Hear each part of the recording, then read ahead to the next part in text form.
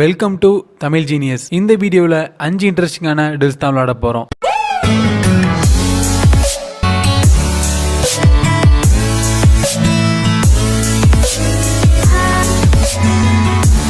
சரி வாங்க ஃபர்ஸ்ட் டில் என்னன்னு பார்க்கலாம். உங்களுக்கும் சில கடத்தல்காரங்களுக்கும் நிறைய பிரச்சனை போய்கிட்டு இருந்தனால அந்த கடத்தல்காரங்க உங்களை கடத்திட்டு வந்து ஒரு ரூம்ல அடைச்சி வச்சிடுறாங்க.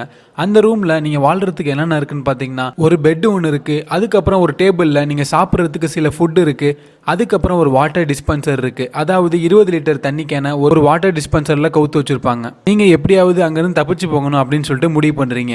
அங்கேருந்து தப்பிச்சு போறதுக்கு உங்க கண்ணுக்கு தெரியல 4 டோர் இருக்கு. உள்ள ஒவ்வொரு டோருக்கு பின்னாடியும் ஒவ்வொரு மர்மம் இருக்கு. அதுல ஃபர்ஸ்ட் டோருக்கு பின்னாடி ஒரு 50 மீட்டர் நீளம் உள்ள ஒரு ரூம் இருக்கு. அந்த ரூம்ல ஃபுல்லா பாத்தீங்கன்னா ஒரு ஆபத்தான விஷவாயு இருக்கு, அதாவது பாய்சனஸ் கேஸ். அந்த பாய்சனஸ் கேஸை நம்ம சுவாசிச்சோம்னா கண்டிப்பா நம்ம இறந்து போயிருவோம். அதுக்கு அடுத்ததா 2வது டோருக்கு பின்னாடி என்ன இருக்குன்னா, கதவை திறந்த அடுத்த செகண்டே வெடிக்கக்கூடிய ஒரு டைம் பாம் ஒன்று இருக்கு. அதுக்கு அடுத்ததா 3வது டோருக்கு பின்னாடி பாத்தீங்கன்னா எக்கச்சக்கமான விஷம் உள்ள பயங்கரமான மோசமான பாம்புகள் இருக்கு. அதுக்கு அடுத்ததா 4வது டோருக்கு பின்னாடி என்ன இருக்குன்னா, ஒரு ஏரி ஒன்று இருக்கு. அந்த ஏரியில பாத்தீங்கன்னா ரொம்ப மோசமான ஷார்க்ஸ்லாம் இருக்கு. இந்த ஷார்க்ஸ்னால நிறைய பேர் இறந்து போயிருக்காங்க. நீங்க இந்த சிச்சுவேஷன்ல எந்த டோரை சூஸ் பண்ணுவீங்க? ஃபர்ஸ்ட் டோரா, அதாவது பாய்சனஸ் கேஸ் உள்ள டோரா, இல்ல அந்த டைம் பாம் உள்ள டோரா, பாய்சனான ஸ்னேக்ஸ் உள்ள டோரா, இல்ல அந்த ஆபத்தான ஷார்க்ஸ் உள்ள டோரா? உங்களோட ஆன்சரை கமெண்ட் செக்ஷன்ல 1 டைப் பண்ணி லீவ் பண்ணுங்க. உங்களுக்கான டைம் 20 செகண்ட்ஸ் ஸ்டார்ட்ஸ் நவ்.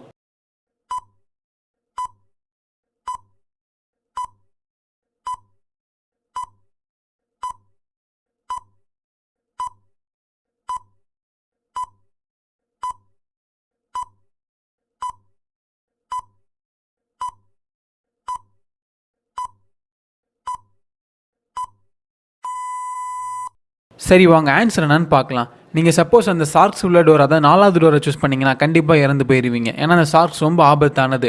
அதுக்கு அடுத்ததான் நீங்கள் 3வது டோரை சூஸ் பண்ணிங்கன்னா அதுவும் ரொம்ப பாய்சனான டெட்லியான ஸ்னேக்ஸஸ். அதுவும் நம்மளை கடிச்சிச்சுன்னா கண்டிப்பாக நம்ம இறந்து போயிடுவோம். அப்போ அந்த டோர் நம்ம சூஸ் பண்ண முடியாது. சப்போஸ் அந்த செகண்ட் டோரை சூஸ் பண்ணோம்னா அதுக்கு பின்னாடி கதவு திறந்த அடுத்த செகண்டே வெடிக்கக்கூடிய டைம் பாம் இருக்குது. அப்போ திறந்தோம்னா அதுவும் வெடிச்சிடும், நம்ம இறந்து போயிடுவோம்.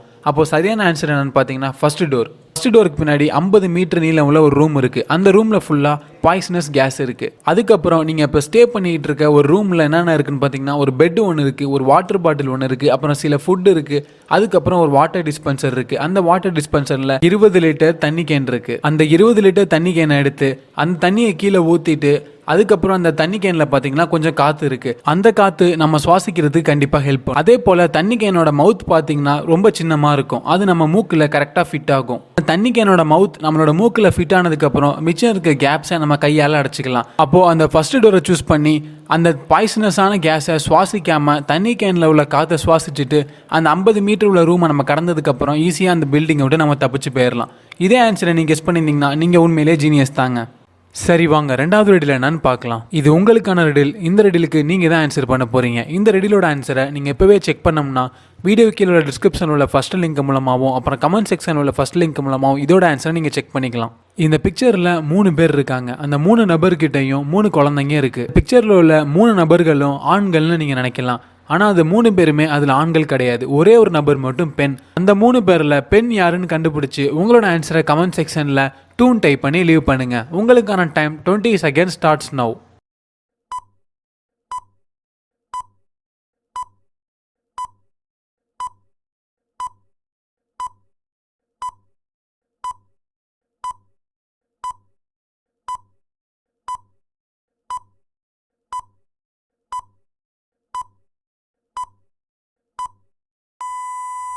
நீங்கள் கெஸ் பண்ண ஆன்சர் கரெக்டாக என்னன்னு செக் பண்ணணும்னா வீடியோ கீழே உள்ள டிஸ்கிரிப்ஷனில் உள்ள ஃபர்ஸ்ட் லிங்க் மூலமாகவும் அதுக்கப்புறம் கமெண்ட் செக்ஷனில் உள்ள ஃபர்ஸ்ட் லிங்க் மூலமாகவும் இதோட ஆன்சரை நீங்கள் செக் பண்ணிக்கலாம். சரி வாங்க 3வது ரெடியில் என்னன்னு பார்க்கலாம். டோனிங்கிற ஒருத்தவர் ஒரு சக்ஸஸ்ஃபுல்லான ஒரு பெரிய பிஸ்னஸ் மேன். டோனியோட ஃபேமிலியில் மொத்தம் 5 பேர். யாருன்னு பார்த்தீங்கன்னா டோனியோட ஒய்ஃப், அப்புறம் அவரோட 3 குழந்தைகள். டோனியோட ஃபேமிலி ரொம்ப ஹாப்பியாக போயிட்டு இருக்கிற நேரம் பார்த்து யாரோ கடத்தல்காரங்க டோனியோட ஒய்ஃபை கடத்திட்டு போயிட்டாங்க. எதுக்காண்டினா பணத்துக்காண்டி டோனியோட ஒய்ஃபை கடத்திட்டு போயிட்டாங்க. அதனால டோனி ரொம்பவே கவலையில் உட்காந்துருக்கிறாரு. இப்போ டோனிக்கு ஒரு மெயில் வருது. அந்த மெயில் என்ன போட்டிருக்குன்னா, உனக்கு உன்னோட ஒய்ஃப் உயிரோட வேணும்னா எனக்கு 10 லட்சம் ரூபா பணம் கொடு, அப்படி கொடுக்காட்டி நான் அவனோட ஒய்ஃபை கொலை பண்ணிடுவேன் அப்படின்னு சொல்லிட்டு அந்த மெயிலில் போட்டிருக்கு. ஃபர்ஸ்ட் டைம் மெயில் வர்றப்ப டோனி இதை பெருசாக கண்டுக்கவே இல்லை. அதுக்கப்புறம் டெய்லியும் இது மாதிரி மெயில் வர ஆரம்பிச்சிருச்சு. அதுக்கப்புறம் டோனி சரி போலீஸ்க்கு இன்ஃபார்ம் பண்ணலாம் அப்படின்னு சொல்லிட்டு போலீஸ்க்கு இன்ஃபார்ம் பண்ணுறாரு. போலீஸ்ட்டை இன்ஃபார்ம் பண்ணி என்ன கேட்குறாருன்னா, என்னோட ஒய்ஃபை கண்டுபிடிச்சி கொடுங்க, அதே நேரத்தில் யார் எனக்கு இது மாதிரி பிளாக்மெயில் பண்ணுற மெயிலாம் அனுப்புறது அப்படின்னு சொல்லி கண்டுபிடிச்சி கொடுங்க அப்படின்னு சொல்லிட்டு போலீஸ்ட்டை கேட்குறாரு. டோனியோட கேஸை இன்வெஸ்டிகேட் பண்ண வந்த போலீஸ் ஆஃபீஸர் டோனிக்கு வந்த மெயில் எல்லாத்தையும் பார்க்குறாரு. அவருக்கு வந்த எல்லா மெயிலையும் பார்த்ததில்ல, சில லெட்டர்ஸ் மட்டும் எல்லா மெயிலையும் காமனாக இருக்குது. அதுக்கப்புறம் அந்த போலீஸ் ஆஃபீஸர் டோனி கிட்ட உங்களுக்கு யார் மேலேயாவது சந்தேகம் இருக்கா அப்படின்னு சொல்லிட்டு கேட்குறாரு. அதுக்கு டோனி என்ன சொல்கிறாருன்னா, என்னோட எம்ப்ளாயிஸ் ஒரு 4 பேர் மேலே எனக்கு சந்தேகம் வருது, அவங்க 4 பேரில் யாராவது ஒரு ஆள் என்னோட ஒய்ஃபை கடத்திருக்க வாய்ப்பு இருக்குது அப்படின்னு சொல்லிட்டு டோனி அந்த போலீஸ் ஆஃபீஸர்கிட்ட சொல்கிறாரு. அந்த 4 எம்ப்ளாயிஸ் யார் யாருன்னு பார்த்தீங்கன்னா ஆமண்டா, க்ளோரியா, அப்புறம் காலின், அப்புறம் ஜிஞ்சர். அதுக்கப்புறம் டோனிக்கு வந்த மெயிலில் காமனான இருந்த லெட்டர்ஸ் என்னென்ன லெட்டர்ஸ்னு பார்த்தீங்கன்னா PDUZTY. இந்த லெட்டர்ஸை யூஸ் பண்ணி அந்த கடத்தல்காரன் யாருன்னு கண்டுபிடிச்சி உங்களோட ஆன்சரை கமெண்ட் செக்ஷனில் 3 டைப் பண்ணி லீவ் பண்ணுங்கள். உங்களுக்கான டைம் 20 seconds ஸ்டார்ட்ஸ் நவ்.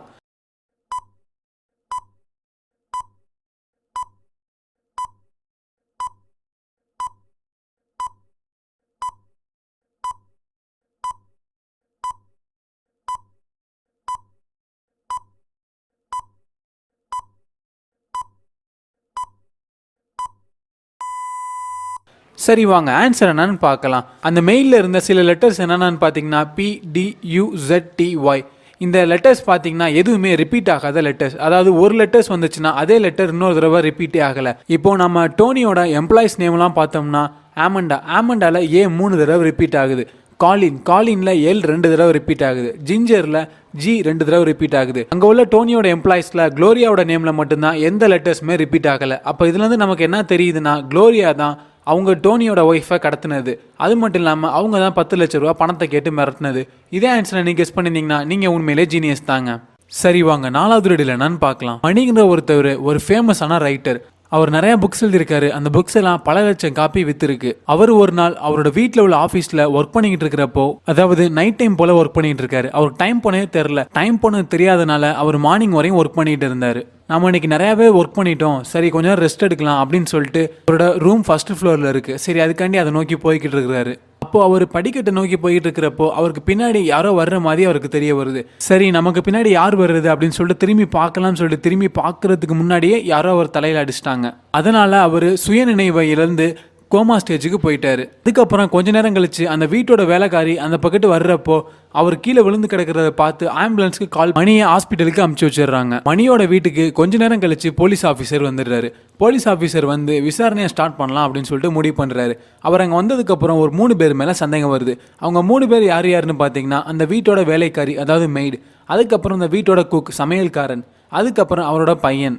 அவங்க 3 பேரையும் தனித்தனியாக விசாரிக்கணும் அப்படின்னு சொல்லிட்டு போலீஸ் ஆஃபீஸர் முடிவு பண்ணுறாரு. முதல்ல விசாரணையை யார்கிட்ட ஸ்டார்ட் பண்ணுறாருன்னா, அந்த வீட்டோட குக்கிட்ட ஸ்டார்ட் பண்ணுறாரு.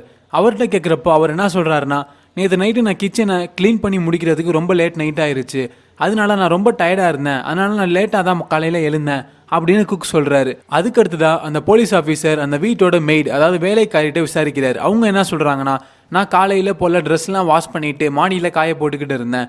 அப்போ ஏதோ சத்தம் கேட்டுச்சு. நான் வேகமாக கீழே வந்து பார்க்குறப்போ அப்போது மணி மயக்கம் போட்டு கீழே விழுந்திருந்தாரு. அப்போ நான் உடனே ஆம்புலன்ஸ்க்கு கால் பண்ணி இன்ஃபார்ம் பண்ணேன் அப்படின்னு மெய்டு சொல்கிறாங்க. அதுக்கடுத்து தான் அந்த போலீஸ் ஆஃபீஸர் மணியோட பையனான ஜாமிகிட்ட விசாரிக்கிறாரு. அவன்கிட்ட கேட்குறப்போ அவன் என்ன சொல்கிறாருன்னா, நேற்று நைட்டு டைனிங் ஹாலில் உள்ள டேபிளில் உட்காந்து என்னோட அப்பா புக்ஸ் எல்லாம் எழுதிக்கிட்டு இருந்தார், அதில் ரொம்ப பிஸியாக இருந்தார், அதனால நான் அவரை கண்டுக்கல அப்படின்னு சொல்லிட்டு ஜாமி சொல்கிறான். இந்த ரெடியில் உங்களுக்கு என்ன கேள்வினா, மணியோட தலையில் அடித்து கோமா ஸ்டேஜுக்கு கொண்டு போனது யார்? அந்த மெய்டா, இல்லை அந்த குக்கா, இல்லை ஜாமியா? உங்களோட ஆன்சரை கமெண்ட் செக்ஷனில் 4ன்னு டைப் பண்ணி லீவ் பண்ணுங்கள். உங்களுக்கான டைம் 20 seconds ஸ்டார்ட்ஸ் நவ்.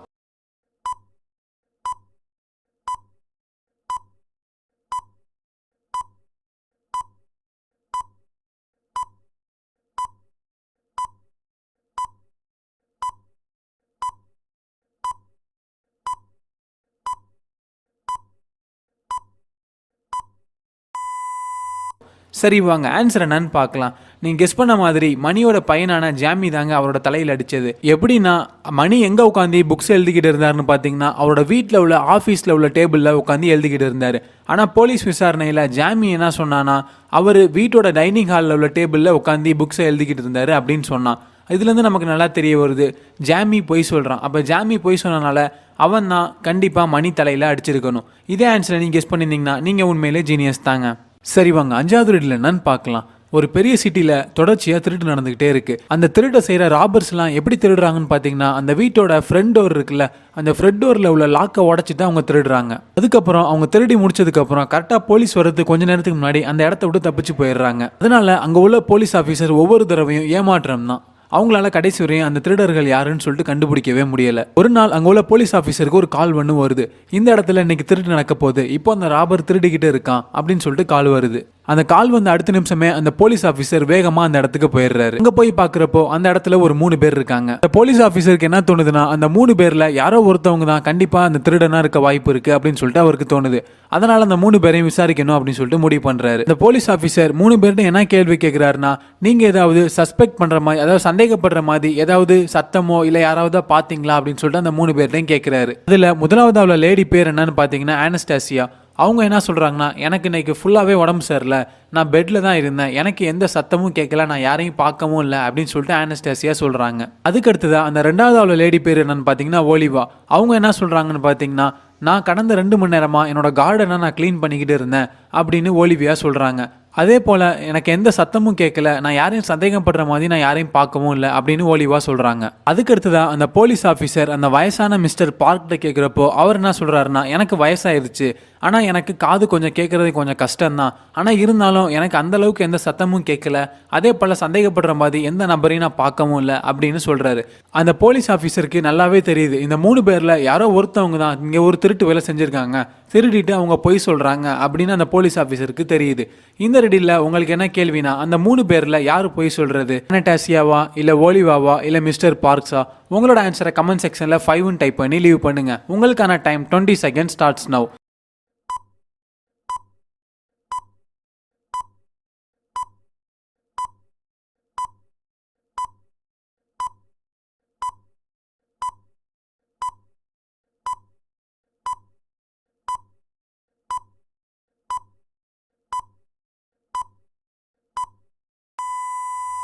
சரி வாங்க ஆன்சர் என்னன்னு பார்க்கலாம். நீங்கள் கெஸ் பண்ண மாதிரி இங்கே யார் திருடன்னு பார்த்தீங்கன்னா ஒலிவா தாங்க. எப்படின்னா அந்த சிட்டியில் உள்ள திருடங்க எப்படி திருடுவாங்கன்னா, வீட்டோட ஃப்ரண்ட் டோரை உடச்சிட்டு தான் திருடுவாங்க. ஒலிவா போலீஸ் இன்வெஸ்டிகேஷனில் என்ன சொன்னாங்கன்னா, நான் கடந்த 2 மணி நேரமாக இங்கே தான் இருந்தேன், நான் கார்டனை தான் க்ளீன் பண்ணிக்கிட்டு இருந்தேன், எனக்கு எந்த சத்தமும் கேட்கல, நான் யாரையும் பார்க்கலன்னு சொன்னாங்க. ஆனால் அவங்க இருக்கிற இடத்துக்கு பின்னாடி ஒரு டோர் இருக்குது. அந்த டோர் பார்த்தீங்கன்னா அந்த டோரோட லாக் உடஞ்சிருக்கு. அப்போது இதுலேருந்து நமக்கு என்ன தெரிய வருதுன்னா, ஒலிவா தான் திருடன். இதே ஆன்சரை நீங்கள் கெஸ் பண்ணியிருந்தீங்கன்னா நீங்கள் உண்மையிலே ஜீனியஸ் தாங்க. இந்த வீடியோ உங்களுக்கு பிடிச்சிருந்துச்சுன்னா வீடியோக்கு ஒரு லைக் கொடுங்க. வீடியோவில் நம்ம விளாண்ட எல்லா ரெடில்ஸ்க்கும் உங்களோட ஸ்கோர் என்னன்னு கமெண்ட் செக்ஷனில் லீவ் பண்ணுங்கள். இது மாதிரி நாங்கள் தமிழில் இன்ட்ரெஸ்டிங்கான ரெடில்ஸ் பண்ணோம்னா மறக்காமல் Tamil genius YouTube channel subscribe பண்ணுங்கள். நெக்ஸ்ட் வீடியோவில் இன்னும் இன்ட்ரெஸ்டிங்கான ரெடில்ஸோட உங்கள் எல்லாரையும் சந்திக்கிறேன். தேங்க்ஸ் ஃபார் வாட்சிங்.